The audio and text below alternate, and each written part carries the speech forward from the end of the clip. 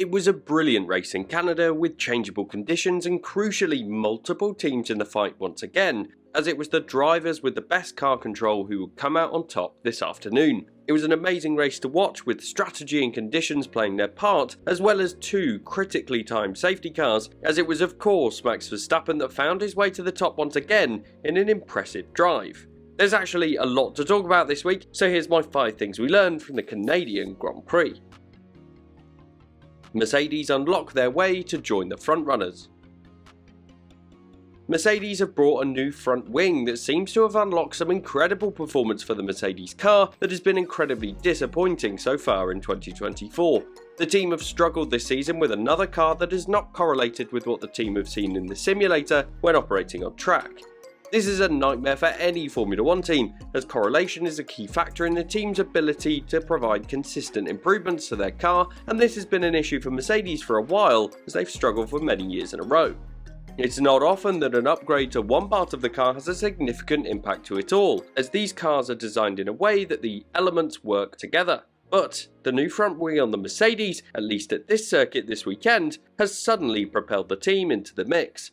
The team showed strong pace throughout the weekend in Canada, and they seemed to be very confident for the first time this season. Perhaps more importantly, both drivers were showing this level of confidence this weekend, which is something that has not been common since George Russell and Lewis Hamilton became teammates in 2022. The drivers have often had situations where one is happier than the other, and while the pair were far apart following qualifying, they were both happy this weekend. The team managed to deliver in the tricky conditions of qualifying as George Russell set the fastest lap time in Q3 to take pole position, in what was a huge achievement for the team that have had weekends where they have seemed to be absent so far this season. It's been fantastic to see the Mercedes team also get themselves in the mix with Red Bull, Ferrari and McLaren at the front of the race. The race itself was complex for the team, and George Russell definitely made some costly mistakes in the challenging conditions. The driver cost himself this weekend as he had quick tyres after making a pit stop at the final safety car, but he still did enough to take third position at the end. With this performance, George Russell secured Mercedes their first podium of 2024 with third position. It wasn't perfect from the British driver today, but the team secured third and fourth, which is by far their strongest performance of the year. So of course, it's a green box for Mercedes. McLaren has the most versatile car right now.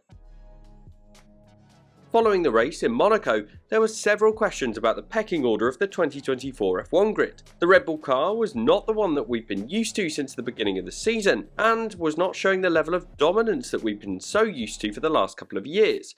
But Canada would always be the test, a track with long straights that would be not the same as Monaco, Imola or Miami, and would instead be a better benchmark of how the pecking order is shaping up at this point in the season. What we learned from this was the fact that there were indeed different drivers at the top of the timesheets. The Ferraris that were incredibly strong in Monaco were off the pace all weekend as they seemed to not be able to get the car into the right place to deliver the pace needed, and they seemed lost with both drivers failing to make it into the top 10 in qualifying. But while Verstappen was the constant driver in the Red Bull at the front of the order, it was the McLarens that were there with him after being strong in Miami, Imola, Monaco and now Montreal as well. Many comment on the fact that McLaren have one of, if not the strongest driver lineup on the grid right now, and both of their drivers were in the top 4 after qualifying.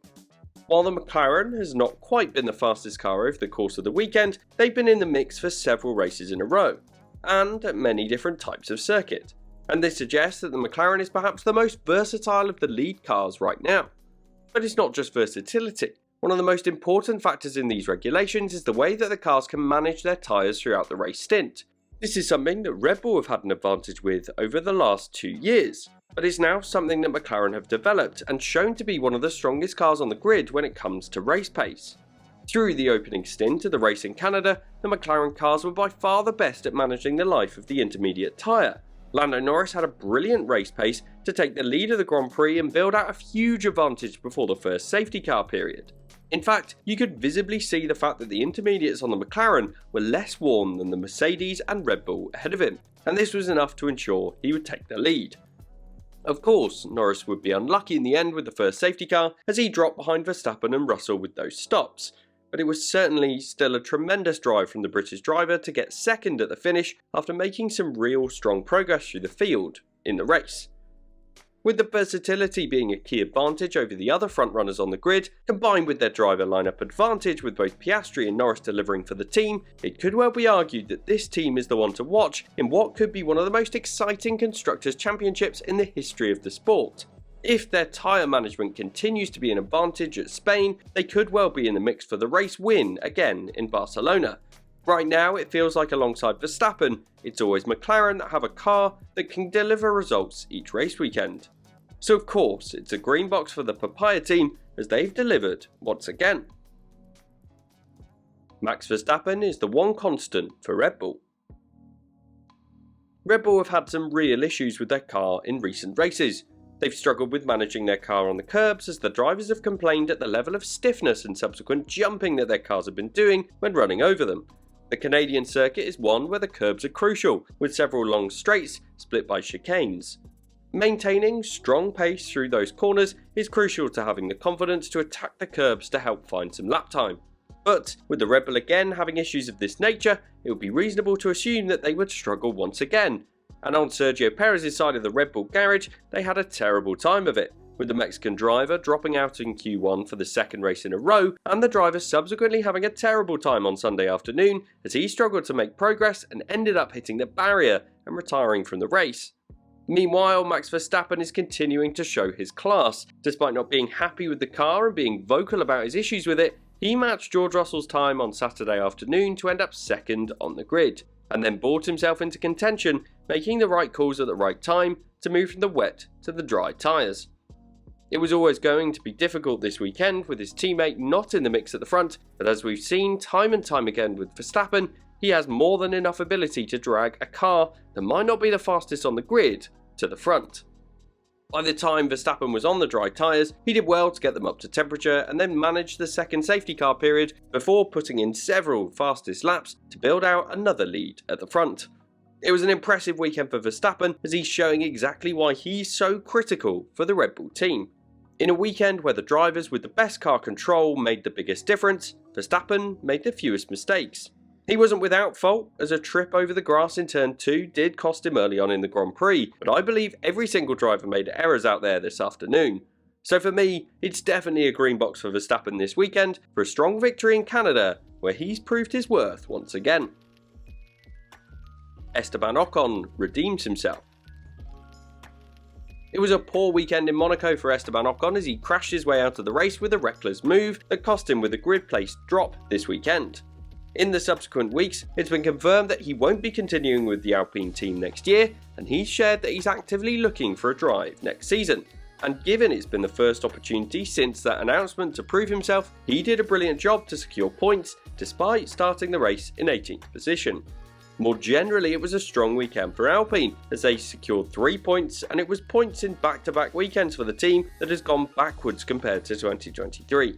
The team have done a poor job with their car this year, but they have been making progress this season with upgrades that are clearly working. As for Ocon, he's surely got to be an option that many teams would consider if they're still looking at their driver lineup for 2025. It's a very interesting driver transfer market going into next season, but performances like this one where Ocon kept it going to make progress is exactly what he needs to have a shot at his seat next season. On the whole, it's a green box for Ocon and Alpine this weekend as they've started to show progress. Pointless weekend for Ferrari. The Ferrari team were within touching distance of Red Bull in the Constructors' Championship this weekend. It's been a brilliant few races where Ferrari have been delivering strong results consistently, and they're the only team on the grid where both drivers have delivered race wins in 2024. But in Canada, the team couldn't get their car working, and based on Leclerc's comments on Saturday, the team weren't entirely sure why this was the case. It was a tricky weekend generally, with changeable conditions impacting almost every session, but the team struggled to warm up the soft tyre this weekend with a new track surface and cooler conditions. But in addition to these challenges, the team didn't exactly help themselves. In a track that was rapidly improving in Q2, Ferrari made a call to use their new set of soft tyres in their first run, a decision that meant that they would be unable to take advantage of the fresh rubber on the best circuit condition. As a result, both drivers dropped out of qualifying in Q2, which was disappointing for the team that is second in the Constructors' Championship. With both drivers out of position for the race, the team then had further issues throughout. Charles Leclerc had a power unit issue that seemed to be recurring for the Monegasque driver. The team then made the call to go for dry tyres in a move that felt optimistic at best, which didn't pay off before the driver retired early. Carlos Sainz was working his way into the point-paying positions, but then made a mistake, hitting a curb and spinning his way across the track where he collected Alex Albon in the process. It was a second incident for Sainz as he also lost his front wing end plate into the hairpin as he was trapped in the midfield pack. It was definitely a weekend to forget for Ferrari, with both mistakes and a car that wasn't working for the team, so it's a red box for the red team this weekend, but I have no doubt that they'll be back at subsequent races. It's been a fascinating weekend for the sport, and I think it proves that the Red Bull dominance is certainly not what it once was, and this race was more evidence that this is perhaps the beginning of a competitive era. And to learn more about that, you should definitely watch this video next.